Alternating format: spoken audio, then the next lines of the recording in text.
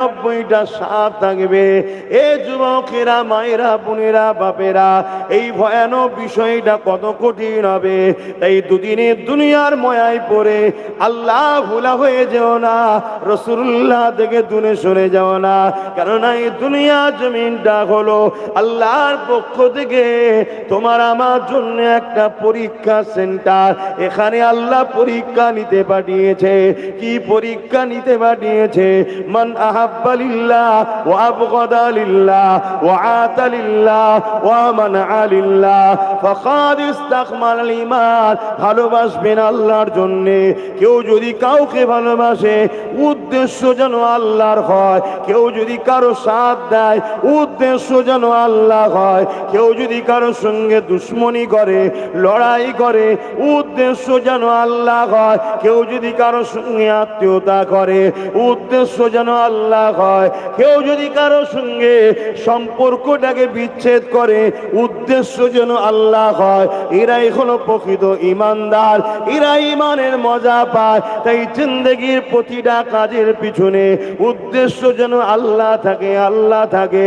কেননা তোমাকে আমাকে বানিয়েছে দুনিয়ার কোনো নেতা নেত্রী নয়। তোমাকে আমাকে বানিয়েছে দুনিয়ার কোনো দাদা দিদি নয়। তোমাকে আমাকে বানিয়েছে মহান স্রষ্টা রব্বুল আলামিন আল্লাহ, যিনি দুটো চোখ দিয়েছে, দুটো কান দিয়েছে, দুটো হাত দিয়েছে, দুটো পা দিয়েছে, দুটো কিডনি দিয়েছে, হার্ট দিয়েছে, দিমাগ দিয়েছে। কুকুর পশু না বানিয়ে আল্লাহ আশরাফুল মখলুকাত মানুষ বানিয়েছে। তাই সামান্য ভিক্ষা পেয়ে গিয়ে আল্লাহ বিরোধী, নবী বিরোধী যারা, তাদের সঙ্গে সহযোগিতা করলে হবে না। দিনের দুশ্মনদের সঙ্গে মিশলে হবে না। দিনের পক্ষে যারা দায়ী, তাদের ডাকে সাড়া দিয়ে রাসূলুল্লাহর মিশনকে আগিয়ে নিয়ে যেতে হবে। আমার নবী পাকের মিশন কি ছিল? আল্লাহর নবীর মিশন ছিল আল্লাহর জমিনের উপরে অন্যায় মুক্ত সমাজ গড়া, অন্যায় মুক্ত পৃথিবী গড়া, নেশা মুক্ত পৃথিবী গড়া, ধর্ষণ মুক্ত পৃথিবী গড়া, খুন মুক্ত পৃথিবী গড়া। এই আল্লাহর জমিনের উপরে গরিব হোক, বড় লোক হোক, সবাই সমানভাবে বসবাস করবে। কেউ কারো দাস দাসী হবে না। একমাত্র আমরা দাস দাসী হলাম মহান মালিক আল্লাহ। এটাই তোমার নবীর মিশন। জুলুমকে মিটাও, ন্যায়কে প্রতিষ্ঠিত করো, ক্ষুধার্তকে খানা খাওয়াও, বিধবা এতিম অসহায়কে আশ্রয় দাও। সে যে কোনো ধর্মের হোক, কেউ বিপদে পড়লে তাকে সাথ দাও। হিন্দু তো কি হয়েছে, আদিবাসী তো কি হয়েছে, আমাদেরই তো ভাই বোন বেড়া। সে তো বাপ আদম মা হাওয়ারই সন্তান, তাদেরও সাথ দাও, তাদেরকে নিরাপদে রাখো। কিন্তু তুমি সেজদা একমাত্র স্রষ্টা আল্লাহকে করবে, অন্য কারো সামনে নয়। জোরে বলুন সুবহানাল্লাহ। এই যে রাসূলুল্লাহর মিশন, এই মিশনকে তো আমাদের আগিয়ে নিয়ে যেতে হবে। তবেই তো তুমি কিয়ামতের দিন আল্লাহর প্রিয় বান্দা হয়ে, বান্দি হয়ে উঠে চির শান্তির জান্নাত পাবে। জোরে বলুন সুবহানাল্লাহ। আর এই দুটো চোখের মূল্য দিতে পারবেন কেউ? বলেন, এই দুটো চোখের মূল্য কেউ দিতে পারবেন? কি গো মালদা জেলার মানুষ, কথা বলছেন না কেন? মন খারাপ, টেনশনে আছে? কি হবে রে বাবা, এসব চিন্তা করছেন? এগুলো আগে থেকে চিন্তা করলে তার একটু ভালো হতো। আর না অন্য কোনো ব্যাপার আছে?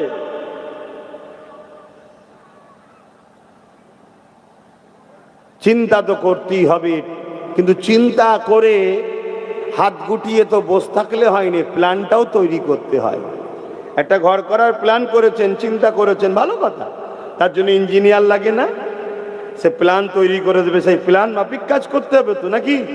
না প্ল্যান ছাড়া মিস্ত্রি নিয়ে এসে হুড়মুড় করে মালটাল গুছিয়ে ঝেড়ে দিলেন নাকি? হ্যাঁ, কেউ কোথায় ডাকলো, ন্যাস তুলে ছুটলেন।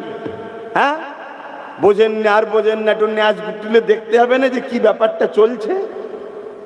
এটা পরিকল্পনা কিছু হচ্ছে না তো, এটা দেখা দরকার আছে না? না, সব কিছু প্ল্যান মাফিক করো বাপ ভাইরা, ভালোর জন্য বলছি।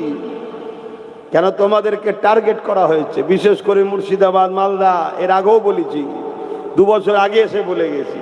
দিনাজপুর, এগুলো সব বিশেষ করে টার্গেট। খুব সাবধান হও, খুব সাবধান হও। আমরা ভারতীয়, আমরা টেনশনের কোনো কারণ নেই, কিন্তু প্ল্যানটা ভুল যেন না হয়। প্ল্যান যদি ভুল করবা, ইসলামও তোমার সাথে নেই, দেশও তোমার সাথে নেই। কেন যে দেশের বিরুদ্ধে কাজ করবে, ইসলাম তাকে ইজাজত দিয়েছে নাকি? এক কথা বলেন, দেশকে ভালোবাসা জানেন না আমার নবীর সুন্নাত? জোরে বলুন সুবহানাল্লাহ।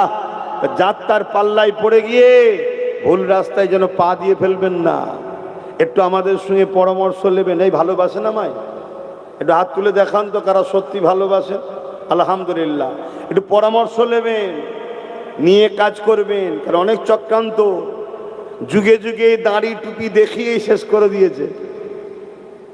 এই দাড়ি যেমন নবীর সুন্নত, এই সুন্নতকে জালিমরা আবার খারাপ রাস্তায় ব্যবহার করার জন্য অনেক জালিমরা রেখেওছে।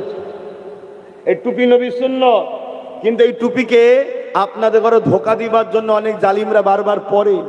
এখন তো আবার ঘুমটাও দেয় বোকা বানাবার জন্য। একটু বুঝে বুঝে চলতে হবে, না হয় বিপদে পড়ে যাবে, তখন কিছু করার থাকবে না। আর লাইনে থাকুন। কেউ যদি গাই জুয়ারি দেখিয়ে কিছু ক্ষতি করতে যায়, তাকে কিন্তু ছেড়ে দেওয়া যাবে না। তার জন্য দেশের সংবিধান, আইন ব্যবস্থা আছে। চিন্তা করছেন কেন? চিন্তা করছেন কেন? এ দেশ কারো বাবাখালী সম্পত্তি নয়। এ দেশ মানুষ্য জাতির পিতা বাপ আদম আলাইহিস সালামের দেশ। জোরে বলুন সুবহানাল্লাহ। তাহলে আমাদের বাপের দেশ থেকে আমাদেরকে বার করে দেবে কারা? কথা বুঝছেন না, বোঝেন না? হ্যাঁ, এটা তো আমাদের বাপের দেশ।